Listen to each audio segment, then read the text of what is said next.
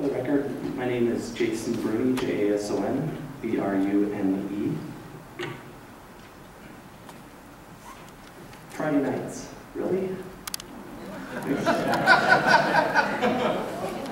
going to first start off my testimony by asking BOEM or BOEM to try to be cognizant of the Christmas holiday season in the future, be cognizant of the weekends, and try to have hearings during the week, start them maybe at 3 o'clock in the afternoon to allow those people at work to testify, take them until 7. I'd also like to have all government agencies have consistency in the way they take public testimony. Doing random drawings, that's going to be the way the federal government does it. Let's do it consistently for NIPS, the U.S. Fish and Wildlife Service, for everyone. I think that there needs to be some accountability by the federal government so that when we are giving testimony that we know how it's going to go and that doesn't vary from week to week and session to session. One of my favorite movies, Groundhog Day. You want a prediction about the OCS? I'll give you an OCS prediction. It's going to be cold, it's going to be gray, and it's going to last you the rest of your life.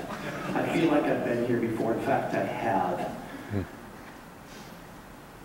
Ultimately, we need to move beyond the tired debates of the left and right, between business leaders and environmentalists, between those who would claim drilling is a cure-all and those who would claim it has no place. Because this issue is just too important to allow our progress to languish while we fight the same old battles over and over again. This will require tough decisions about opening new offshore areas for oil and gas development. Again, this will require tough decisions about opening new offshore areas for oil and gas development. That was our president, President Obama, who made that statement. We need to move beyond this. God bless you. I am fully supportive of opening the Beaufort, Chukchi, Cook Inlet, and all of the other areas that are proposed for leasing. I'm also supportive of undoing the moratorium on the North Aleutian Basin. And by opening, that does not mean opening up for leasing, taking the money of the companies, and then allowing them to languish in constant litigation. When you open an area for leasing, you need to stand by that decision, back them, and hold the people that are suing these decisions over and over and over again, like Groundhog Day, accountable. If they lose, they should pay. They should be held accountable, and we should be allowed to move forward. We should be allowed to move forward with the oil that's developed in this country, because, and I agree with Rick Steiner, we should consider the effects of global warming. The carbon footprint that is generated by shipping oil from 3/4 of the way across the country is significantly more than the oil that would be generated from here in Alaska. We need to develop our oil and decrease that carbon footprint. Absolutely support future development of our resources. We do it right here in Alaska, and I urge your expeditious efforts to make this happen. Thank you.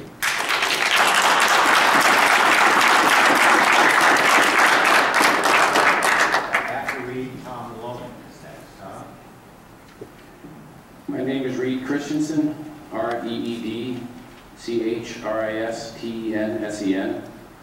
I'm here to express my support of a robust development program on 2 different levels. I would concur with the comments that have already been made about the state of Alaska by some of our elected officials as well as our fellow citizens of the needs that we have here in this state.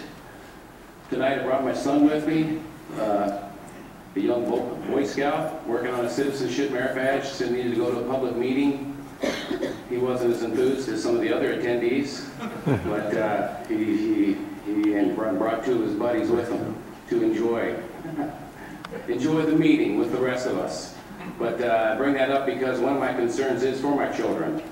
We like it here in Alaska, we like to stay, and we have concerns about the economic viability of our state and where the next generation is going to be allowed to remain or forced to move due to economic circumstances. So that's one reason I support this program and would encourage the expeditious fulfillment of these responsibilities that you have. Then I also wanted to expand out on a macro level. As we as a nation, there's been an increase of discovery of oil and gas reserves throughout the country, and I would hope that this would continue and that it would make our country stronger for several reasons. One, with expanded exploration and conservation, the United States could eventually supply half of its own petroleum needs. If we were to eliminate just 5 million barrels of our current daily 9 million barrels of imported petroleum, the annual savings would reach nearly $200 billion per year. Eventually, the new gas and oil could add another 1.6 million new jobs and add up to nearly $1 trillion in federal revenue. Another aspect, current crises in American foreign policy.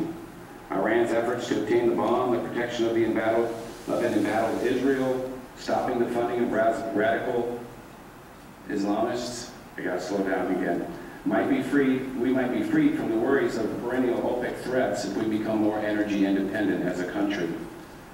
Federal subsidies for inefficient corn-based ethanol production in the Midwest could also cease.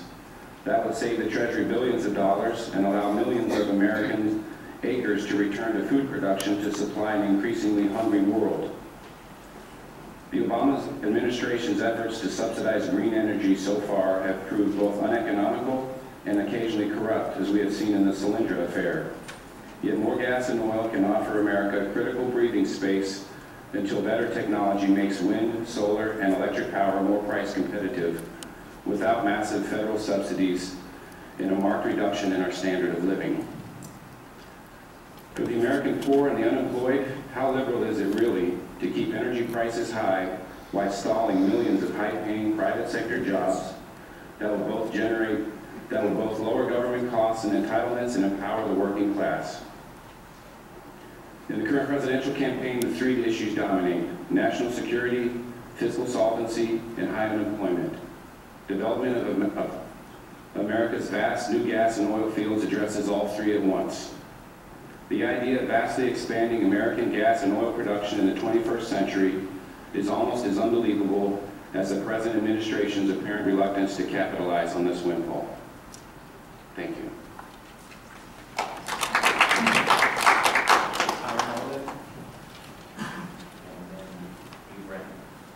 No, I'm Tom Maloney. Did you say Tom Maloney? Tom Malone. Oh, Tom Maloney. I'm sorry, Mr. Maloney. Wrong Tom. Mr. Loman's going to I'm going to offend a few people and just raise my rear on this one. Well, no, they need to hear. They're the ones who want to hear. And after Tom, Brent Senti. Good evening, my name is Tom Lohman, Lohman. I've been with the North Slope Rundown for 24 and a half years. We've heard speakers tonight, and we're going to hear a lot more talk about the issues as they relate to them personally, the city of Anchorage, the state of Alaska, the nation, the world. I'd like to focus on our people on the North Slope. I'm from the East Coast, I talk fast, sorry. Okay, sorry. We heard Jason, and I would have loved to have followed Jason say that tough decisions need to be made. That's right. The decisions that are being made here aren't really tough for the people in the room. They're really tough for the people of the North Slope. And we've had to kind of walk this fine line. So I'd like to focus on the document for a second. It's very easy to say what we've said for 30 years, which is that we don't support offshore drilling, offshore leasing. We don't think that it's safe. We don't think there's enough information on what goes on in the Beaufort and Chukchi Seas to decide whether it's safe. That being said, we have to do something about your plan. So here's what we've said, and here's what we'd like to focus on in the document. If you're going to lease these areas, lease one time per planning area per lease sale. We applaud the draft program for limiting the number of sales to one and moving them to the back of the schedule to give more time to gather the information that doesn't exist now on the rapidly and unpredictably changing Arctic ecosystem. Number two, we'd like to see the areas that have been deferred from past sales deferred at this point, so that we don't have to anguish over those areas that are so important to subsistence whaling and other activities.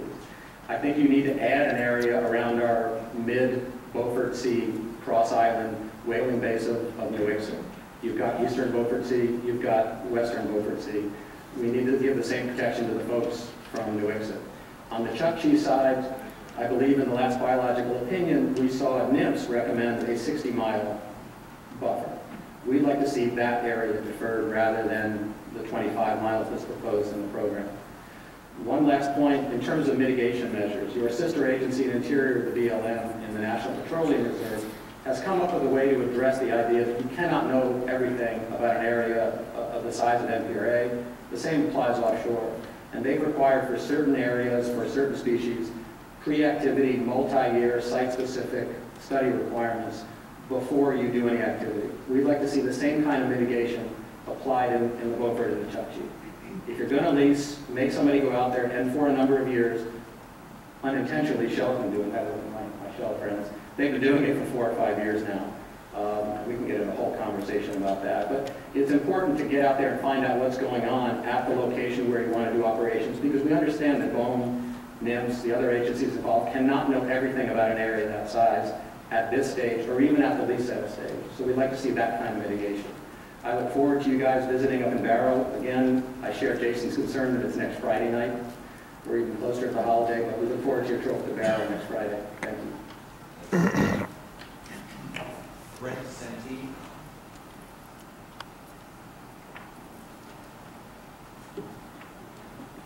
Thank you very much. My name is Brent Senette, BRENT SENETTE.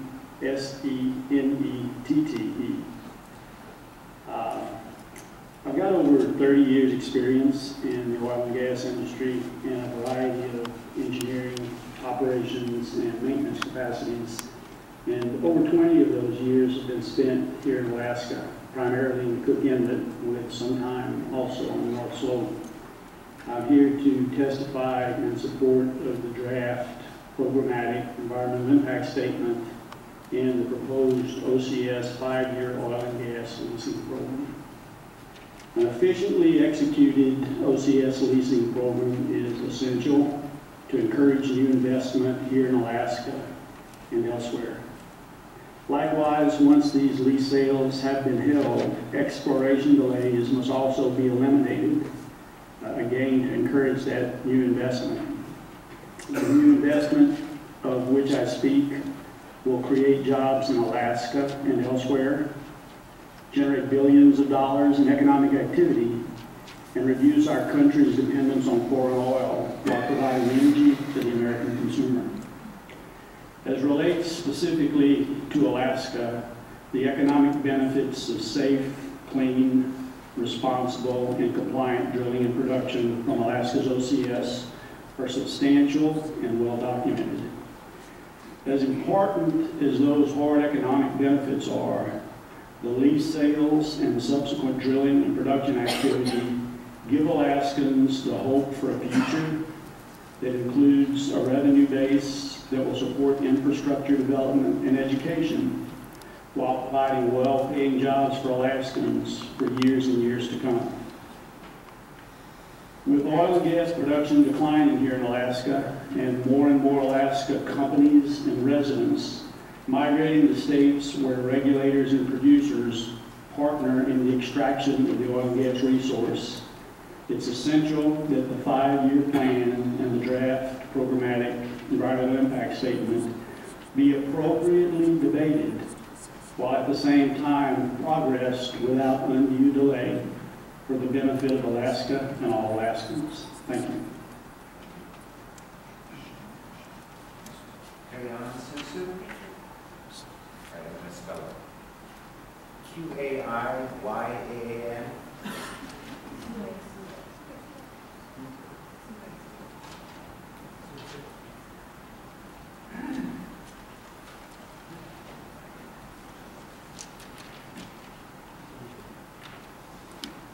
Kayan Sue, Q-A-I-Y-A-A-N S-U-E-S-U-E. Good evening.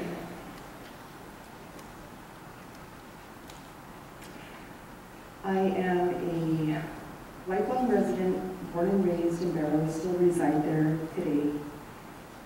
I am a young community member who is very thankful to be here in Anchorage at this hearing. It's a lot different from the hearings that we have in the villages. First and foremost, aside from being a mother to 2 children who I've raised in Barrow, I am an Inupiaq hunter. I have 2 points here that I would like to address in hopes that they will be taken into consideration.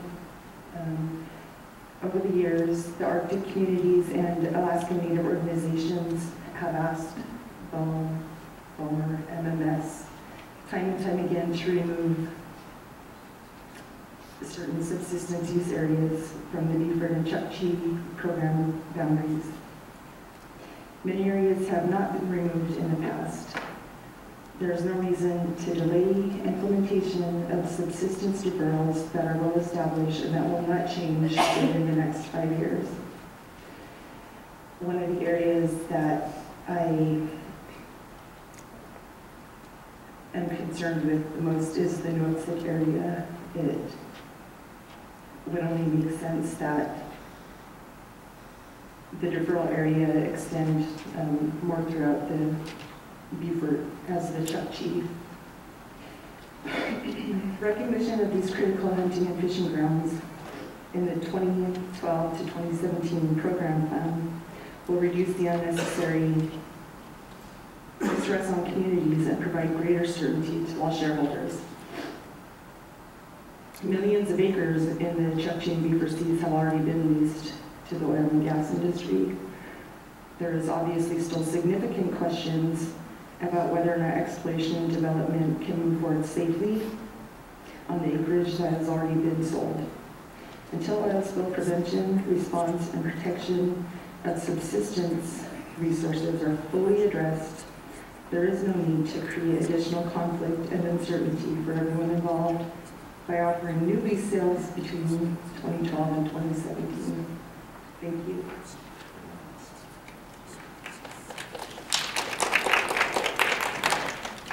Heidi Zimmer. And Sam Maloney is next, after Heidi. Sam. Hi, I'm Heidi Zimmer, that's HeidiZimmer, and I'm a lifelong Alaskan, came to this state in 1979, I was very small. And I'm also an educated citizen and interested in how development goes in Alaska. I plan on remaining here for the rest of my life, I hope. So we hear a lot about how we cannot afford to pass up this opportunity for responsible development. I would agree with that. Offshore oil drilling is not responsible development. We cannot afford to clean up a spill. In fact, not only can we not afford it, we're not even capable of cleaning it up. The last public spill drill in the Arctic, and this is one that tested booms and skimmers and all the other conventional methods of oil spill cleanup in partial sea ice conditions. This was in 2000. It was a complete and total failure.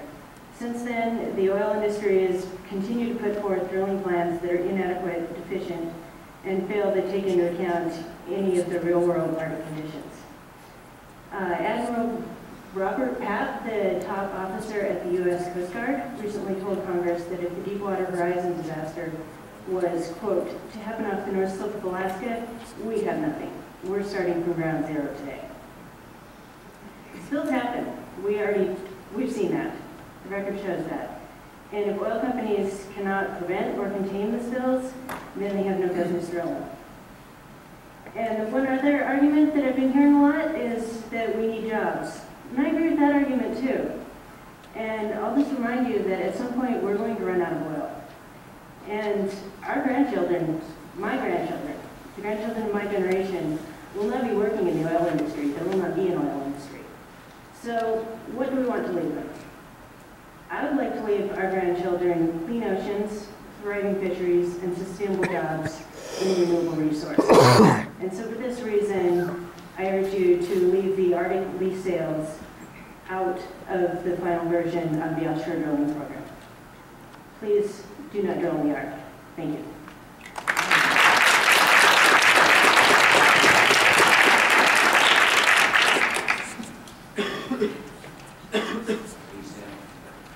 Sam, and right after Sam, Andrew Hartsey. Good evening. My name is Sam Maloney, S-A-M, Maloney. I've been lucky enough to have been born in Anchorage, Alaska. I graduated from South Anchorage High School and attended King Career Center 2 years ago, and I'm now a sophomore at UAA, getting my associate's degree in welding and non-destructive testing. I also have 11 welding certs. We need to keep the Trans-Alaska Pipeline System open so young Alaskans like me can have the same great opportunities that our parents did. We need to have new oil from federal sources like the OCS to keep taps going for future generations. Let's get on with OCS lease sales, future drilling, and new production. Young people like myself want to occupy good paying jobs and safely develop our rich Alaskan resources. We want to use the skills obtained through school and work to be productive to society. Last summer, I was fortunate enough to get a great welding position and work in Bethel, Nome, Calskag, and Prudhoe Bay. How many more good-paying jobs in Alaska can I and other Alaskans get if we cannot develop the OCS? Let's get going and get Alaskans and Americans working on highly skilled, high-paid, private investment industry jobs. It is time for change, and people like me want to work hard for future success. OCS, yes.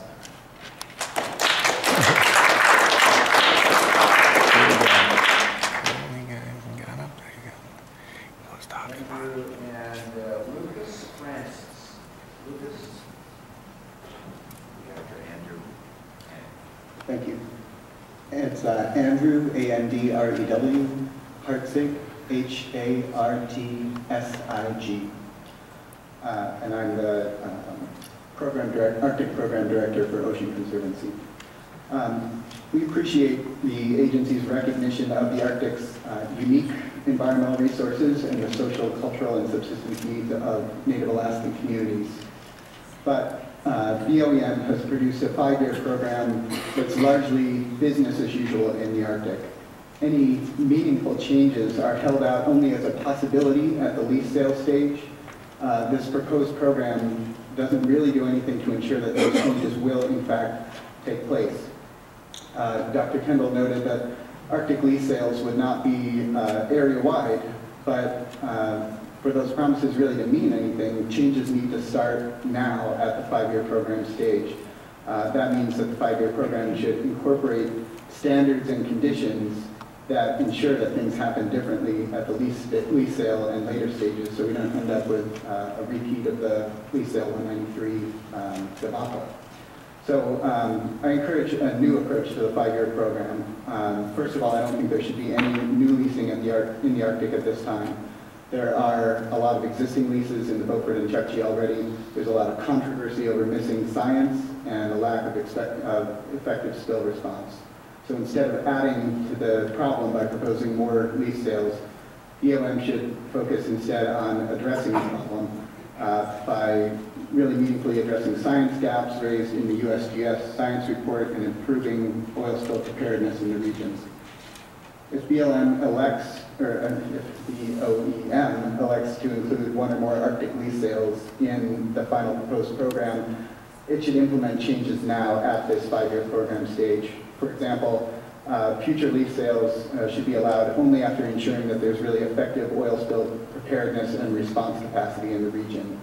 The agency should commit to and not just allow the possibility of a more targeted approach to leasing instead of area-wide leasing. Section 18 of the OCS Lands Act requires you to define the size and location of lease areas as precisely as possible, and this plan just fails to do that. Also, the plan should identify and protect important ecological and subsistence areas that we already know about by removing them from the program area. In other words, deferral areas should include places like Hannah Shoal, Barrow Canyon, and a broader 60-mile coastal buffer zone in the Chukchi Sea. This administration must use the 5-year program as part of a broader reform, as part of broader reform and planning. The region is changing, the climate is changing, the ocean is changing, and this administration should look at more than just oil and gas.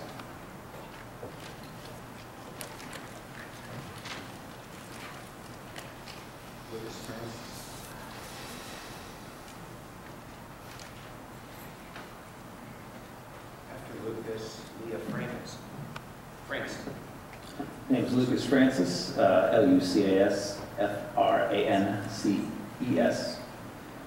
And came here not with a prepared statement, but I'll go quickly. I'm very much in favor of this draft 5-year plan process. As I was with the last one, it's a process that's allowed states like Alaska to move into huge opportunities, jobs, energy development, something that's critical for this country. This is a process that's historically been something that's backed by both Republicans and Democrats. Administrations years past on both sides of the aisle have backed these 5-year plans. It's something that's good for the country. It's something that's good for a state like Alaska. One side comment I'd like to bring up in terms of the Coast Guard's appreciation for what's necessary here in Alaska. And Commandant Pat recently spoke in Washington, D.C., and he spoke to Shell's program. And I'll just give a quick quote of his that was given.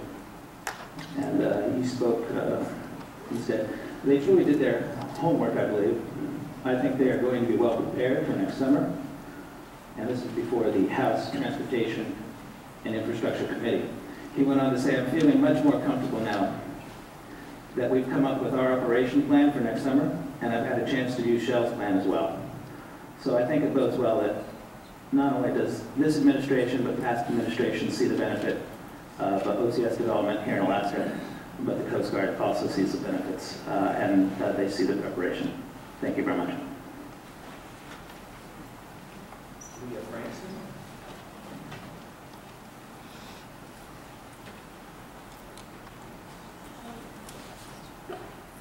My name is Leah Frankson, Leahfrankson. I do not have a prepared statement for you. I grew up in the North Slope. I'm from the community of Point Hope. Hope is a subsistence hunting, whaling, fishing community.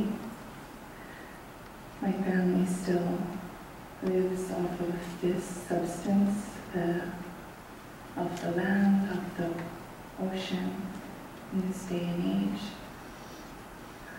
It's who they are, it's where they come from, where they derive. They have a lot of amazing skills that the modern day person is so overstimulated with, they probably wouldn't even fathom. We're talking about money, oil money, and on the other side there's life, there's earth, there's human, there's future. We're so little as humans, always using this money and all of this over life and health. So small-minded we are. We shouldn't have sold the outer continental shelf to anyone in the first place. There's no way that they can make anything that is undamageable, is no 100% guarantee ever that something will not be catastrophic.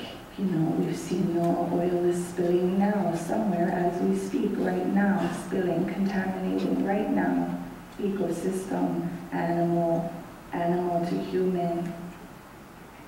Sickness rates are outrageous. In a small community, when you know someone that is passed and someone else, and then pretty soon 20 people that you know are no longer here anymore, that is devastating to a community. And this has very much to do with contamination. And it wouldn't be the first time that the federal government nor the state of Alaska has been in cahoots with using these areas, excuse my phone, for testing of ideas, testing of things that are either known to be dangerous or known to have no possible ways to clean it up, you know. There's no infrastructure set up out there. It's wide open. There's, last week is a 80-mile-an-hour winds, ice conditions. Nobody can go out, and you're gonna have people cleaning up or being safe. You're gonna have the young man, oil worker, who's been here with his family in Anchorage out there, and it's all safe and it's all good. This very dangerous thinking.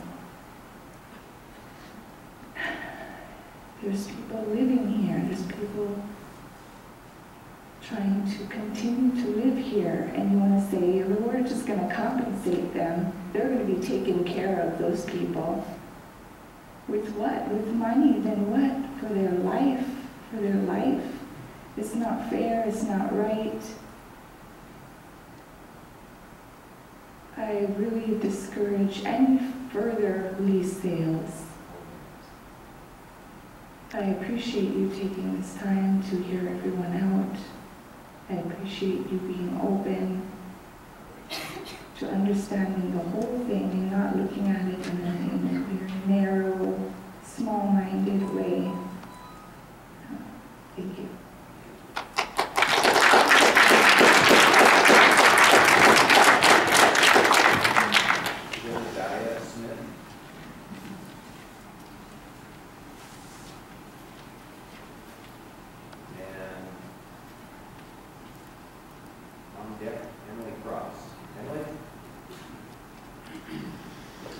Good evening, my name is Jedediah Smith, Jedediah, Smith, S-M-I-T-H, and I'm here to express my opposition to the inclusion of the Arctic leases in the OCS drilling program. President Obama has pledged a new way forward, and I do not believe this is it. Industry has lost my trust and confidence, and the confidence of many others that they can handle a potential oil spill. And no matter how thorough a plan is on paper, it's putting it into action that's what really matters. And I don't believe we can do that yet.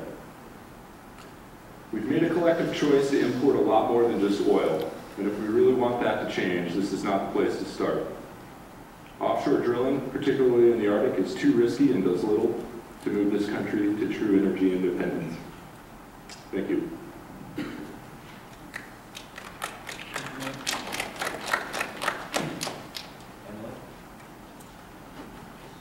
And after Emily, Michael Jesperson. My name is Emily Cross, E-M-I-L-Y-C-R-O-S-S. Good evening and welcome to Anchorage. I'm Emily Cross. I'm a lifelong Alaskan and a native shareholder, born in Nome and raised in Nome and Kotzebue. I remember as a little girl hearing the excitement about the drilling going on in the Chukchi and Beaufort Seas. I have two daughters who are learning our Inupiaq ways. I'm currently the Community Relations Manager for CH2M Hill in Alaska. CH2M Hill has continuously maintained offices since the 1964 earthquake. We are an employee-owned company and one of the top private employers in the state of Alaska with over 2,500 current employees. We serve communities in the oil and gas, mining, federal, state, and government, and local governments, and various other industries. Work services include engineering, operation and maintenance, construction, drilling support services. One of CH2M Hill's main focuses is to work towards training and developing Alaskans from throughout our huge state in future resource-related jobs, with an emphasis in oil and gas and mining. In Anchorage, for example, we start educating elementary kids on science and math to encourage engineering careers. We hire high school students who are interested in design drafting, trades training, and we have a college internship. It takes many years to train and develop people for future work opportunities for private employers like CH2M Hill and many other businesses in the room here tonight, in conjunction with our education system at all levels. The state of Alaska, local school systems, private employers, and other interested in advancing Alaskans in future careers can only do so if there are these opportunities. Local businesses are not the only ones who benefit from the oil and gas resources of Alaska. The major Alaska-based nonprofits' largest sources of funds come from the oil and gas industries. Without future development, the charities that we support with dollars, employee volunteerism, and advocacy will suffer greatly, affecting the Alaskans who need the help the most. We know that TAP's throughput is down over 70% compared with peak production from 20+ years ago.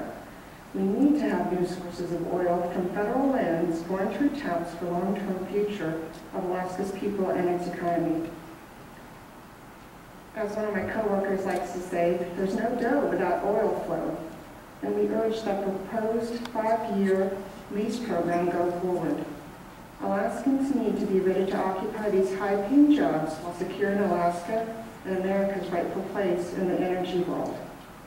Thanks for being here in Anchorage and soliciting our support.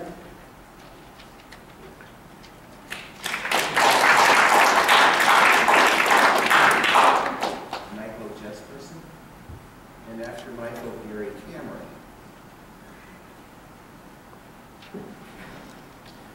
My name is Michael Jesperson, M-I-C-H-A-E-L. Last name Jesperson, J-E-S, Person, P-E-R-S-O-N. My wife and I are the proud parents of 3 children, ages 15, 12, and 2.5. When my oldest starts college, my youngest will start kindergarten. My children are much smarter than I am. While I and my wife have degrees, my children are good at the sciences. My oldest son is attempting to build an engine that does not use any petroleum products. However, we need petroleum, and we need it now. I support the draft environmental impact statement. I support the lease sales. Only by developing the resources we have will we buy enough time to develop the resources that we want. You can't have renewable energy without carbon energy. I support the lease sale. Thank you.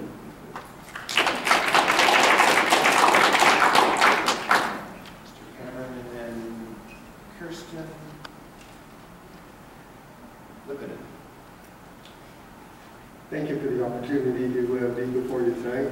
My name is Gary Cameron. That's G-A-R-Y-C-A-M-E-R-O-N. I'm the Contracts and Joint Venture Manager for Shell's operations here in Alaska. And I'm fully in support of the proposed EIS and 5-year program. The previous 5-year program is why Shell is back in Alaska today. And continuing with successive 5-year plans are critical for investments for domestic oil and gas. Both Democrat and Republican administrations have acknowledged the importance for Alaska for national energy development and have supported exploration in America's Arctic waters. The draft 5-year program continues with the support and understanding of Alaska's offshore energy potential. Shell has invested more than $4 billion in 6 years preparing for an exploration drilling program with unparalleled mitigation and safety measures. Shell's work includes multiple years of 3D seismic data, first of its kind baseline science, shallow hazard surveys, geotechnical programs, numerous social investment initiatives, and hundreds of meetings, literally hundreds of meetings, with key North Slope residents and stakeholders. In addition, we have put in place an oil spill response and recovery plan with dedicated resources that is second to none in the industry. That includes a capping and containment system, very much like the one that ultimately ended the blowout in the Gulf of Mexico. These are job-creating advancements, but the big opportunities are yet to come. An independent assessment of industry-wide development of Alaska's Beaufort-Chukchi OCS concluded that an average of 700,000 barrels of oil per day would be produced for 40 years. Let me repeat, 700,000 barrels of oil for 40 years. This is equivalent to our 2010 oil imports from Iraq, which is 506,000 barrels a day, and from Russia, which is 137,000 barrels a day combined. Such production numbers, which could potentially eliminate the need for imports from some of our largest foreign suppliers, is significant, and even more so in a world of increasing geopolitical instability. By exploring and developing our Alaska OCS resources, the U.S. has an opportunity to reaffirm its global role as an Arctic nation. It is no secret that the Arctic is becoming a critical location from a geopolitical and strategic perspective. Arctic nations are increasingly interested in international boundaries and opportunities for resource and economic development. Russia, Greenland, Canada, and Norway are all moving ahead with Arctic exploration and production. We have an obligation to develop our own Arctic resources and the infrastructure appropriate to facilitate our presence in this valuable region, especially during tough economic times. We are doing our part.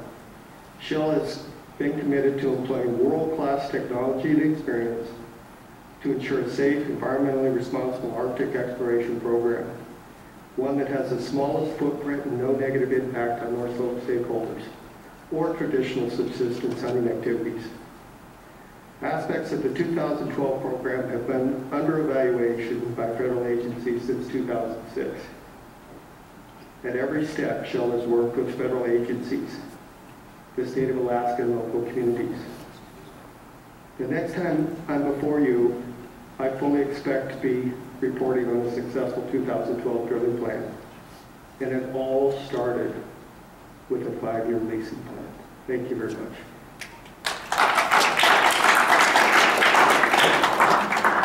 We have that piece of paper, sir, here. Kirsten. It's Whitman, I'll spell it. I wanted to do the finish. No. My name is Kirsten Lippman, that's KIERSTENLIPPMANN. I'm a wildlife biologist for the Center for Biological Diversity here in Anchorage. I am against the 5-year Arctic leasing plan for the Arctic Ocean. I'm also in support of the no action alternative, Alternative 8. As a wildlife biologist, I know that there are a lot of impacts to wildlife that we cannot predict at this time. There are impacts from oil spills, there are impacts from the stress related to drilling activities, wildlife stress. There are impacts to the fisheries, cascading effects, and I'm really concerned about the impacts of global warming based on these lease sales, the amount of oil, the amount of CO2, carbon dioxide that would be produced from the lease sales we calculated at over 11 billion tons. And not only does that impact, obviously, global climate change, but it also impacts our oceans directly. Ocean acidification is a huge problem. It's a growing problem. It's going to affect Alaska quicker than it will affect other areas. And we're going to see impacts on our fisheries sooner than we know it.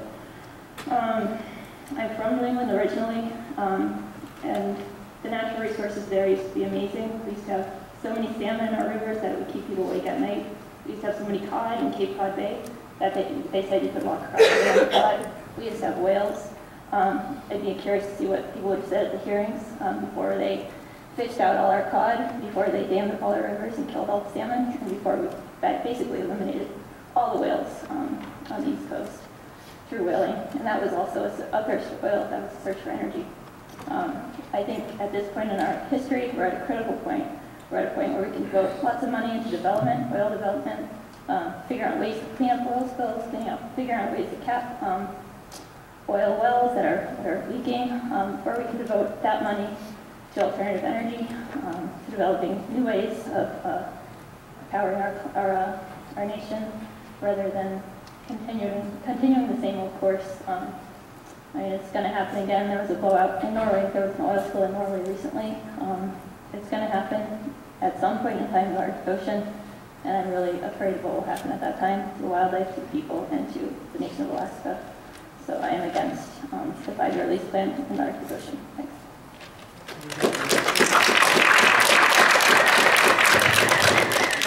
Could we have your notes, Kristen? Do we have I don't care what they're. next speaker, Maynard Tapp. Maynard. And after Maynard, Susan Chávez.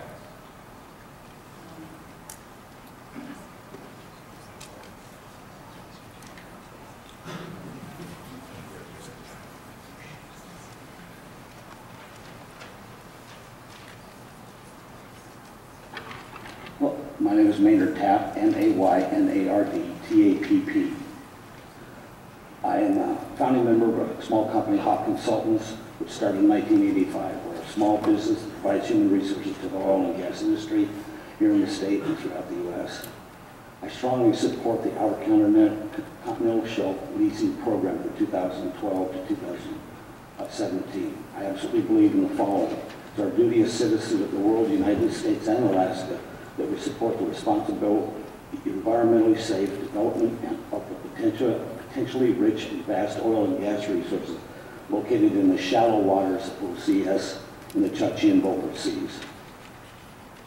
It is the state of Alaska's best interest to have a strong, trusted contributor like Shell and the other oil companies fueling the state's economy in the form of jobs, tax revenues, adding needed oil to the Trans-Alaska Pipeline. The oil is the lifeblood of this state and benefits everyone in the state, either directly or indirectly. It is time for the United States, Alaska, and all its citizens to make a country fuel energy independent so that we must never need to deploy our most valuable human resources in the protection of our economy and way of life. So it's been a long-standing philanthropic participation in Alaska in a wide variety of communities and programs. Because of Shell's leadership, other companies like Hawk similarly support these community programs. We recognize that in the past 50 years of activity in the North Slope of Alaska, there's been minimal environmental damage relating to the oil and gas production. There is nothing on the North Slope of Alaska that will have any long-term effect on the environmental other than the increase of animal population as exhibited by the increase in caribou population in the Prudhoe Bay area. For the minimal time we loan and lease this location in terms of the geological millennium, we will help protect America, Western civilization, stop reasons for war, will benefit the economy and its participants in untold ways, positively affecting the citizens of Alaska and the United States. I strongly support the Outer Continental Shelf Leasing Program for 2012 to 2017. Also, I would like to thank you folks for all your hard work putting these together. It's I can't imagine how much it must be, but thank you for doing it and doing it so thoroughly.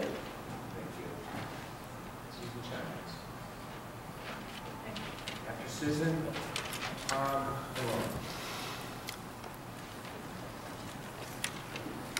Good evening. Thank you for having this meeting tonight. My name is Susan Childs, SUSANCHILDS. I'm the Sustainable Development Manager for Shell Alaska. I am here to tell you that Shell supports the proposed draft 2012-17 5-year lease plan. As you know, Shell has been an active participant in federal lease sales and have aspired to drill the leases we purchased in those lease sales for the last 5 years. I do not think it is a stretch to assume that Shell's success in the Alaska offshore will serve as a referendum on the value of any future leases like those you have scheduled in this plan. So people ask me all the time, why is Shell still here? Why would Shell continue to make the investments to raise the bar in ways some would consider unfathomable, only to be delayed at every turn? So I'll tell you what I tell them. It's because our belief that Alaska offshore holds world-class hydrocarbon volumes comparable to few places in the world. We need these jobs. America needs the energy, and the resources hidden beneath the Alaska offshore will provide both. To date, Shell has invested over $4 billion for the opportunity to validate that optimism. So although regulatory and legal challenges have blocked our drilling of even one single well, we are optimistic that in 2012 we will move forward with exploration wells in the Beaufort and Chukchi Seas. Believe it or not, drilling is something we do all over the world. And since returning to Alaska to purchase leases in 2005, we have safely drilled more than 400 exploration wells around the world. But in the U.S., that all starts with a 5-year plan. So a 5-year plan is hugely important because it's the first step in what could eventually lead to new oil and gas production.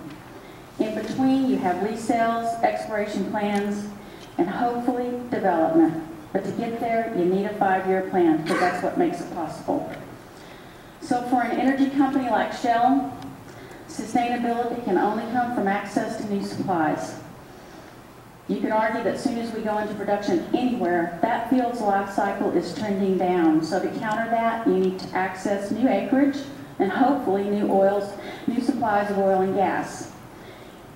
And the world needs it. So global energy demand is projected to increase by roughly 50% over the next 20 years and could double by 2050. To address this demand, we will need all sources of energy.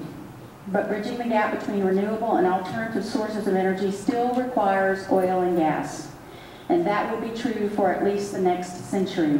So that's why Shell is here, and Shell is here to stay. We have the staying power, and we are not leaving Alaska. Thank you.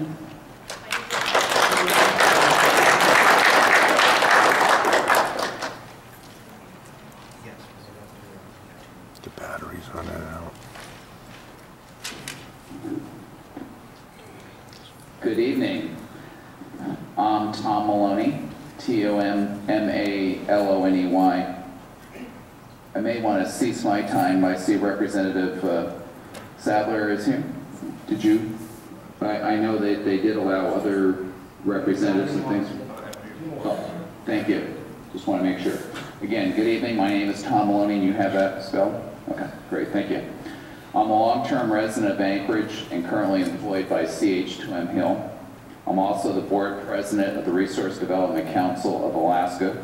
We heard earlier from my former executive director, Jason Bruni, so I won't win any Groundhog Day.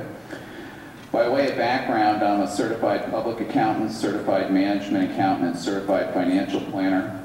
I am 100% in favor of the proposed OCS lease sale. Why? Energy demand is forecasted to increase for the next several decades. Today's Daily News showed a 60% forecast in developing countries over the next 30-year period. The Alaska OCS estimated oil reserves are in the billions of barrels and gas reserves way up in the trillions. Alaskans and Americans want to occupy high-paid jobs. You heard from my son Sam a little earlier, that 19-year-old welder. And not see foreign countries, including many hostile ones, control our energy future. The jobs forecast from the OCS is really meaningful, particularly to our unemployed and underdeployed in Alaska and the United States. The huge reserves would have potential economic value in the trillions of dollars. That's right, trillions of dollars. Our state and federal governments could use the tax revenue, which at a minimum would be several $100 billion, but I believe way over $1 trillion based on my economic forecast. The biggest economic concern that I hear from Alaskans is that low level of tax throughput threatens our state economy. The OCS could sure use increased consumer confidence in Alaska and the entire United States. Alaskans overwhelmingly support the OCS, as do our state, which we heard from some of our representatives, Senator Giesel, and our federal elected officials, and it was great for Senator Begich to fly all the way back here from Washington, D.C. to testify here tonight. I say OCS, yes. Let's bring increased economic and energy security to America by way of Alaska and through the Trans-Alaska Pipeline. Thank you very much for being here.